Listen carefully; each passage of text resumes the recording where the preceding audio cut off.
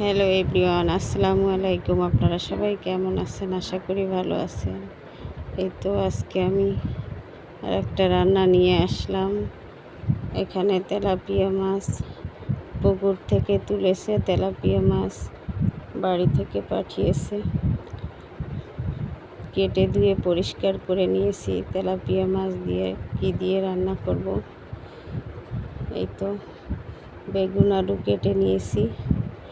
বেগুন আলু আর তেলাপিয়া মাছ দিয়ে রান্না করব।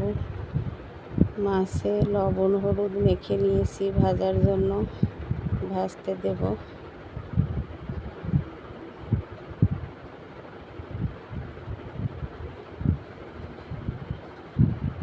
চুলায় কড়াই বসিয়ে তেল দিয়ে মাছ দিয়ে দিয়েছি।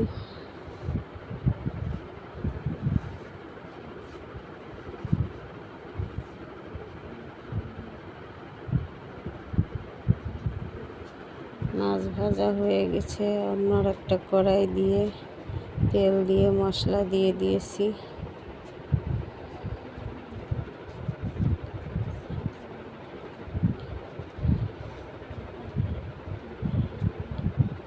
মশলা ভাজা ভাজা হয়ে আসলে গুঁড়ো মশলাগুলো দিয়ে দিলাম।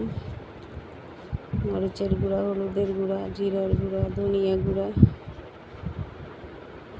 মশলাটাকে ভালোভাবে কষিয়ে নিচ্ছি।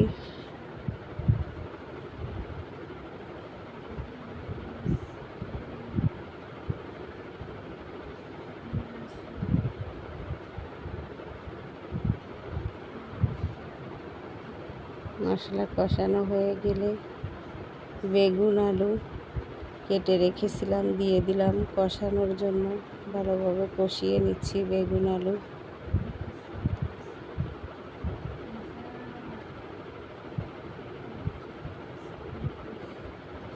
বেগুন আলু কষানো হয়ে গেলে ঝোলের পানি দিয়ে দিলাম, মাছ দিয়ে দিলাম।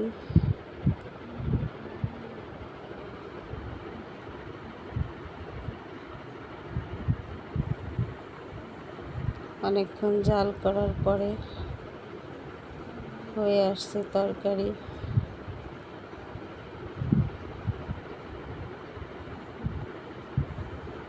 এখানে টমেটো কেটে রেখেছিলাম, কাঁচা টমেটো, হালকা পাকা পাকা টমেটো দিয়ে দিলাম।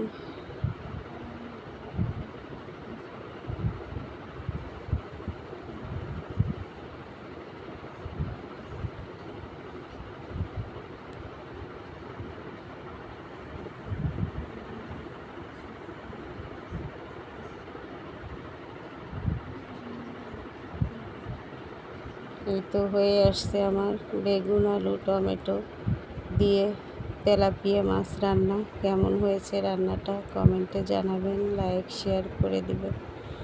যারা এতক্ষণ ধরে ভিডিওটা দেখেছেন তাদেরকে অনেক অনেক ধন্যবাদ। যারা নতুন এসেছেন একটা সাবস্ক্রাইব করে দিয়ে আমার পাশে থাকবেন এগিয়ে যাওয়ার জন্য।